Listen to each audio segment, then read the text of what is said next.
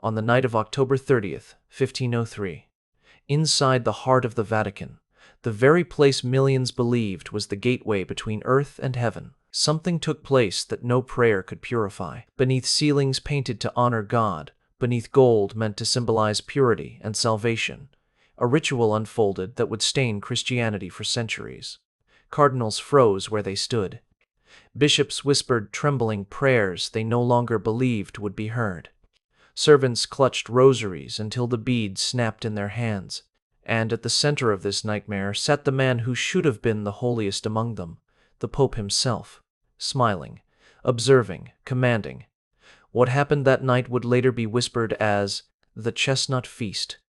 But the horror that followed, the part no one wanted to record, was far darker.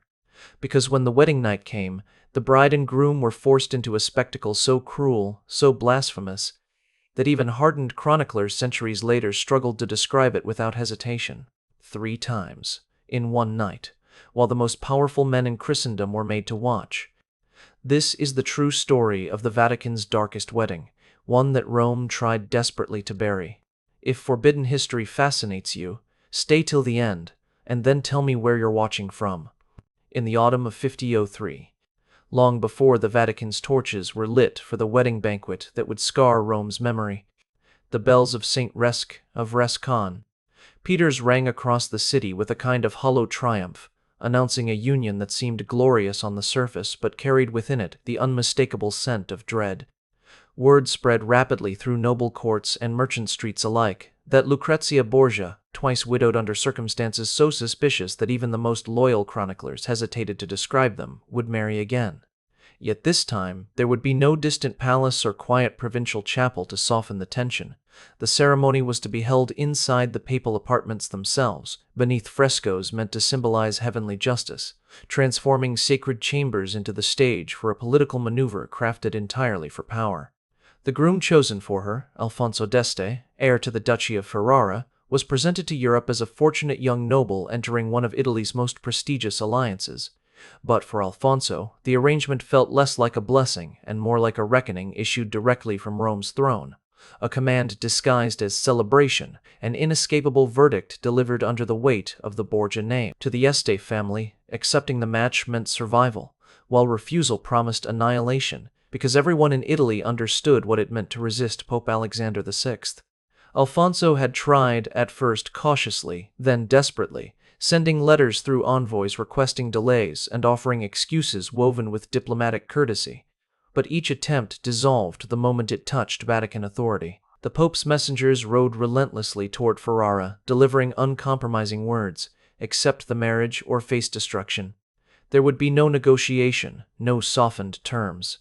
If Ferrara resisted, it would face Cesare Borgia's armies, merciless forces that reduced proud cities to ash and left noble dynasties begging for mercy they never received. Excommunication hovered like a blade above their throne, threatening to strip them not only of allies but of legitimacy itself, and no Italian state could endure isolation when the Vatican turned hostile. Duke Ercole d'Este, recognizing the trap closing around his house, ordered his son to travel to Rome, surrender his hesitation, and bow to the alliance he could neither avoid nor fight. The journey stripped Alfonso of any last remnants of hope, because he knew each mile carried him closer to a family whose ambitions devoured anyone who stood in their path. Meanwhile, in her apartments overlooking the Eternal City, Lucrezia Borgia moved like a figure haunted by shadows older than her age. Her reputation had been twisted by gossip into that of a cunning seductress and poisoner, yet those who knew her intimately understood she was not the architect of the Borgia cruelty, but rather its most ornamented prisoner, a pawn maneuvered between a father who saw nations as pieces on a board and a brother whose thirst for dominion carved terror into every room he entered. Her first marriage had been discarded the moment it ceased to serve their strategy, and her second husband, the only man she had genuinely loved, had been murdered on Vatican steps in a killing so brazen that Rome still whispered about the bloodstains. She carried grief like a private wound concealed beneath silken ceremony, waking at night trembling from nightmares she never disclosed, sensing that whatever awaited her now would not be a union but another sacrificial offering demanded by her family's relentless hunger for control. Preparations for the wedding advanced at an unnaturally swift pace, but within the Vatican the atmosphere felt suffocating, as if every corridor and chamber sensed the darkness drawing near. Servants avoided eye contact, cardinals muttered in hushed fragments, and unfamiliar figures drifted through forbidden hallways in the hours when even Rome slept. Rumors circulated that sealed instructions had been issued, that guests were arriving through hidden entrances, that something unspeakable was being arranged beneath the guise of celebration. Johann Burchard, the Vatican's master of ceremonies, a man who had witnessed scandals under Alexander VI that would shatter lesser chroniclers, felt a chill pressing against his instincts with every passing hour. He had recorded bribes, indulgent excesses, and blasphemous abuses of office, but nothing in his long career filled him with the dread now tightening around him. It was as if the palace itself were bracing for an event too monstrous for the written record. A stage had been set ornate, glittering, and inescapable, and both bride and groom were already being pulled toward its center, unaware of how completely the night would destroy them. When Alfonso d'Este finally approached Rome in December, after weeks spent crossing frozen passes and muddy plains that left both men and horses exhausted, he believed he had prepared himself for the ordeal awaiting him. Yet nothing in Ferrara's dignified courts or his father's stern warnings resembled the overwhelming spectacle that rose before him as the Vatican came into view. A looming fortress of stone and scaffolding bathed in flickering torchlight, half divine monument and half monstrous citadel that seemed capable of swallowing its visitors whole.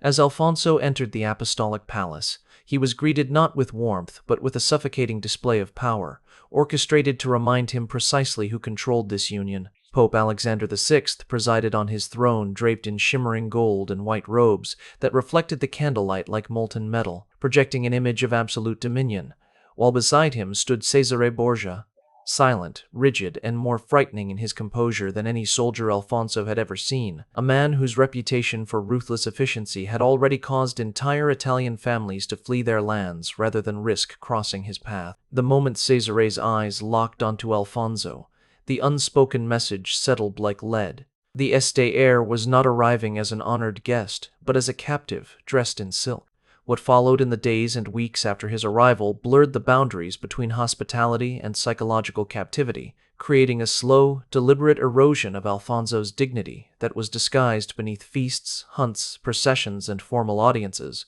but carried a deeper intention that even the least perceptive courtier could sense. At banquets he was seated between courtesans, while high-ranking clerics watched him with expressions so carefully neutral that the underlying mockery cut through the pretense. During hunts, Cesare demonstrated his lethal precision with a calculation that felt less like sport and more like a constant reminder of the fate that awaited any man foolish enough to resist the Borgias. Even Alexander VI, whose booming laughter filled the halls, used every opportunity to mention the tragic ends of Lucrezia's previous husbands, speaking with almost casual amusement about the dangers that accompanied marrying into his family, an amusement that hung in the air like a scented poison meant to seep into Alfonso's understanding of his position. Despite the spectacle woven around him, Alfonso quickly realized that the Vatican had no intention of embracing him as family. Instead, he was being prepared for a display designed to break not only him but the prestige of Ferrara itself, reducing the proud Este line to a subordinate house forced to yield before Borgia dominance. Every night he returned to chambers heavily guarded under the guise of protection, yet the presence of armed men in every corner made it clear he was being monitored rather than sheltered. His letters home were screened, his movements restricted, and though no one openly threatened him, the silence surrounding his captivity was more terrifying than any explicit warning. Each passing day stripped him further of the illusion that this marriage was a political opportunity. He had walked into a trap so meticulously constructed that even had he foreseen its contours, escape would have been impossible. While Alfonso endured this calculated humiliation, a different kind of preparation unfolded deep within the Vatican, where the public ceremony gave way to secret arrangements that whispered of intentions far darker than mere political theater. Cesare Borgia, whose ambitions pushed the boundaries of morality as easily as his armies crossed borders, took personal control of the wedding night festivities, shaping a vision that even Rome's most decadent circles would have feared to imagine. Behind locked doors, he met with his father to finalize a plan crafted not for celebration but for domination, humiliation, and spectacle. 50 of Rome's most striking courtesans were summoned, not unaware of their role but trembling nonetheless. because any summons from the Pope carried with it an implicit threat against refusal. These women were accustomed to noble salons and refined gatherings, yet the instructions they received stripped them of all autonomy. They were to dress in luxurious garments, only to remove them later upon command. They would be escorted through hidden corridors to ensure secrecy, and they had no choice but to obey whatever the papal household demanded. Servants who witnessed the preparations whispered prayers under their breath as they saw the scale of the arrangements, because even in a Vatican long accustomed to scandal, this undertaking radiated a sense of corruption so potent that those present felt contaminated simply by proximity. Rumors spread rapidly among attendants and lesser clergy, speaking of curtained passageways being opened, of strange guests arriving at odd hours, and of Caesare moving with a chilling confidence that suggested every detail of the coming night had been orchestrated with deliberate cruelty. Even Lucrezia sensed the tension tightening around her, for although she had been excluded from the planning, she recognized the shift in the air, the way her maids stiffened at the mention of her brother's name, the way her own footsteps echoed differently through the palace corridors, as though the walls themselves were bracing for an event cloaked in unholiness. On the eve of her wedding, suffocated by the oppressive atmosphere thickening around her, Lucrezia fled to the Sistine Chapel where she collapsed beneath the painted heavens Michelangelo had created, seeking some glimmer of divine mercy in a world where her life had been repeatedly taken from her by forces she could neither challenge nor escape. Yet even here, in the holiest sanctuary of Christendom, she received no answer, only the flicker of candles buffeted by winter drafts, dancing against the frescoes like flames trying desperately to survive. What she could not know was that, while she prayed for deliverance, the Vatican around her was finalizing preparations for a night that would plunge both her and Alfonso into a darkness beyond imagination. October 30th arrived with a grandeur that masked the rot festering beneath the Vatican's gilded walls, and the entire city stirred with an uneasy excitement as the bells of St. Peter's thundered over Rome, summoning crowds eager to witness the wedding of a woman whose name had become a symbol of both fascination and fear. Inside the apostolic palace, Lucrezia Borgia was prepared by a retinue of attendants who moved around her with a mixture of devotion and dread, dressing her in a gown woven with gold thread that shone like flowing fire beneath the candlelight, braiding pearls into her hair with trembling hands, and applying powders to her face in an attempt to conceal the exhaustion that had etched itself into her features long before this day arrived. Yet none of their efforts could hide the shadow that clung to her expression,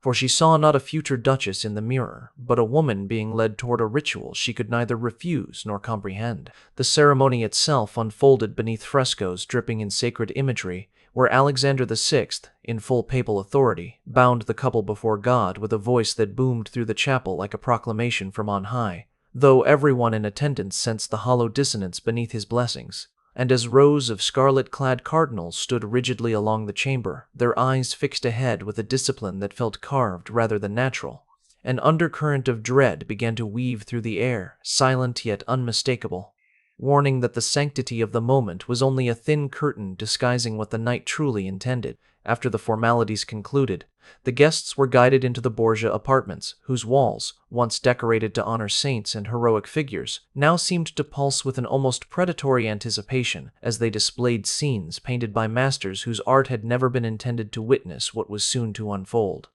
The banquet tables overflowed with lavish abundance. Roasted boar presented whole with its tusks intact, peacocks adorned with feathers as though they still lived, pyramids of exotic fruits from distant lands, and goblets brimming with wine so rich it clung to the tongue like velvet. Alfonso and Lucrezia sat at the head of the table like figures trapped within a living fresco, participating in a celebration that seemed to drift around them without touching them, while nobles from Ferrara, Roman dignitaries, and high-ranking clergy filled the hall with a hum of uneasy conversation, each man and woman performing their role with studied restraint, aware that the Vatican could transform any misstep into a downfall from which there would be no return. For a time, the evening resembled the feasts held in noble courts throughout Italy, complete with delicate music played on lutes and viols, toasts made with forced enthusiasm, and the hollow laughter that often accompanies ceremonies built on necessity rather than joy. Yet as the night progressed, the shift came gradually, almost imperceptibly at first. As Alexander grew louder and more flushed, gesturing expansively with the confidence of a man who believed himself beyond judgment, while Cesare, quiet until now, rose with a subtle command that rippled through the room and changed everything. The doors slammed shut behind the last guest. The guards stepped forward with deliberate precision, and the collective realization that no one would be permitted to exit fell over the hall like a suffocating shroud, plunging the gathering into a silence charged with the terror of something unknown yet inevitably approaching. Moments later, the side doors opened, and 50 courtesans entered in garments fashioned from velvet, silk, and jewels that shimmered like living constellations. Yet their beauty could not conceal the fear that trembled in their eyes, for they knew they had been brought here not for festivity, but for spectacle. A hush spread through the room so profound that even the music seemed to retreat in shame as Alexander rose from his elevated seat, smiling with a pride that twisted the atmosphere into something grotesque, and announced with theatrical delight that the true entertainment would now begin, his words releasing a wave of revulsion that many guests hid behind expressions of rigid self-control. Upon his command, the courtesans removed their clothing piece by piece, until the marble floor was littered with discarded fabrics that moments earlier had represented refinement, but now lay like offerings surrendered to a ritual that had no place within holy walls. As the women stood exposed before an assembly of bishops, nobles, and cardinals, a sense of violation suffused the chamber, not merely for the courtesans but for the sacred space itself, whose frescoes depicting saints and divine visions now bore witness to an act of degradation that seemed to echo through the very stones of the Vatican. Candles flickered violently as if recoiling, and cardinals traced the sign of the cross with trembling fingers, though their gestures carried no defiance, only a submission forged by fear of the Pope whose authority loomed above every man present. Alfonso stared in disbelief, unable to comprehend how his wedding feast had turned into a parody of sanctity, while Lucrezia's tears slid soundlessly down her face, soaking into her golden dress as she clutched her hands in her lap to keep from collapsing under the weight of humiliation thrust upon her. But what unfolded so far was merely the threshold of the depravity waiting to consume the night, because the Pope, drunk on power more than wine, had prepared a series of commands that would drag the Vatican into a darkness deeper than even its most cynical observers had ever imagined, and the guests who stood frozen in that hall sensed with growing horror that the spectacle had only just begun. As the night deepened and the feast decayed into a spectacle stripped of dignity, Alexander VI pressed forward with a theatrical cruelty that revealed the true nature of the gathering. For the courtesan's forced display was not the apex of the ritual he had crafted, but merely its prelude. A calculated erosion of boundaries, meant to prepare every witness for an outrage far greater than anything Rome's most corrupt circles had ever whispered. When the Pope signaled for large baskets to be brought in and overturned across the marble floor, spilling chestnuts that rolled into the shadows between frescoed columns and beneath the robes of horrified clerics, the confusion that rippled through the hall quickly hardened into revulsion, for the Pope delightedly announced that the courtesans would now crawl on all fours to collect the scattered nuts, transforming a sacred banquet hall into a grotesque parody of pagan spectacle, reducing women into contestants and contestants into degrade those who watched. The flames from towering candelabras cast warped silhouettes across the walls, distorting the painted saints and angels, as though the holy figures themselves recoiled in anguish, and though many cardinals attempted to avert their gazes, they were imprisoned by the presence of guards whose hands rested on sword hilts with a firmness that made disobedience unthinkable. Burchard, the master of ceremonies, stood rigidly near the back, his quill forgotten at his side, for in all his years chronicling papal excess, years filled with scandals so extravagant that lesser men would have fainted at the mere recounting, he had never witnessed a scene that tore so violently at the fabric of sanctity, and the knowledge that he would eventually be expected to record this moment weighed upon him like a stone pressing against his lung. The courtesans crawled across the gleaming floor, while nobles, clergy, and visiting diplomats stood frozen in place, trapped between outrage and terror, understanding that the Pope expected not only their attendance, but their silent complicity. Even those who had long tolerated the Vatican's descent into corruption felt something break within them as they watched Alexander and Cesare recline on an elevated platform, laughing with unrestrained pleasure as they placed wagers and pointed out favored participants, their amusement revealing the depth of their detachment from any concept of morality or shame. Amid this degradation, Alfonso sat with his hands clenched tightly against the arms of his chair, his face pale and rigid, for he realized that whatever he had feared upon arriving in Rome paled before the reality of what was unfolding, and the understanding that he was not a guest but an instrument in a ritual of power made his stomach twist with helpless dread. Lucrezia, sitting beside him in a gown that shimmered like a dying flame, seemed to collapse inward, her expression drained of life, her tears long since dried into a mask of numb resignation, for she knew that any protest, any plea for mercy, would be swallowed by the machinery of her father's will. She had grown up within the Vatican, had watched power devour both enemies and allies without distinction, yet nothing in her devastatingly turbulent life had prepared her for the humiliation being crafted around her wedding night, a humiliation so profound that even the courtesans, women hardened by Rome's cruelties, looked upon her with wordless pity. But the moment that sealed the night into infamy, the act that transformed a grotesque feast into a historical abomination, emerged when Alexander, satisfied with the debasement he had orchestrated, rose with a solemnity that twisted the air itself and declared that the marriage must now be fulfilled, not privately as custom dictated, but before the assembled witnesses whose presence would ensure the union could never be denied or annulled. A silence fell upon the hall so absolute that even the candles seemed to pause, their flames shrinking as though recoiling from the decree, for the Pope commanded that Alfonso would consummate the marriage with Lucrezia 3 times in a single night, while everyone remained to verify the act, transforming an intimate ritual meant to symbolize unity into an assault crafted to break both bride and groom under the gaze of the Church's most powerful men. Alfonso rose slowly, each movement burdened by the awareness that refusal meant death, while guards shifted closer, making clear that the command was not an option, but a sentence delivered from a throne that feared no earthly consequence. Lucrezia trembled visibly as she stood, her voice reduced to a trapped breath, her entire being caught between terror and resignation. And together they moved toward an adjoining chamber whose doors remained wide open so that those who stayed behind could witness the destruction of 2 human spirits. Some cardinals whispered desperate prayers that dissolved into tears, others bowed their heads and wept silently. Even the courtesans, victims of their own degradation, turned their faces away, and as the guards positioned themselves to ensure compliance, an unspoken truth spread through the Vatican, that the sanctity of the Church had died not in the scandal itself, but in the silence of those who allowed it to unfold. By the time the ordeal dragged into its final, suffocating hours, the Vatican had transformed into a chamber of spiritual ruin where even the air seemed burdened with the weight of what it had witnessed. And in the adjoining room where Lucrezia and Alfonso were forced to fulfill the Pope's monstrous decree, the boundaries of human endurance dissolved into something cold and hollow,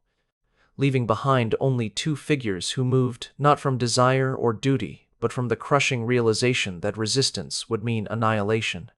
Lucrezia, whose spirit had already been frayed by years of being used as a pawn in her family's ambitions, slipped into a state beyond terror, a numb detachment that shielded her from the overwhelming shame imposed upon her, while Alfonso, trembling violently and stripped of every shred of dignity he possessed, understood that no battlefield, no political rivalry, no misfortune of his youth had ever prepared him for a night engineered specifically to break him. When Cesare returned to the threshold of the chamber to observe the final act with the cold scrutiny of a general overseeing a siege, it became unmistakable that this triple fulfillment had never been about marriage at all. It was a demonstration of absolute dominion, a message carved into flesh and memory to remind Italy that no lineage, no city, no noble house existed beyond the reach of the Borgia's will. As the pale light of dawn crept reluctantly through the heavily draped windows of the Borgia apartments, Alexander VI lifted his cup in triumphant satisfaction and declared before the hollow faces of the remaining guests that the union was now irrevocably sealed, bound not once but thrice, sanctified not by love or sacrament but by coercion masquerading as ritual, and the smile that stretched across his face in that moment revealed the terrifying truth of his reign, that he believed himself untouchable, immune not only to earthly judgment but even to divine consequences.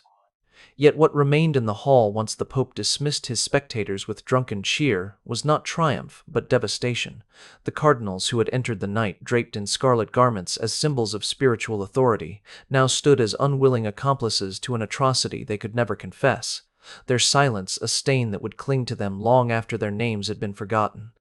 The courtesans huddled in corners, exhausted and traumatized, their once luminous garments reduced to discarded remnants strewn across the marble floor. and the guards, who had watched over the proceedings with rigid obedience, stood motionless with lowered eyes, perhaps finally recognizing that their loyalty had made them participants in the destruction of innocence.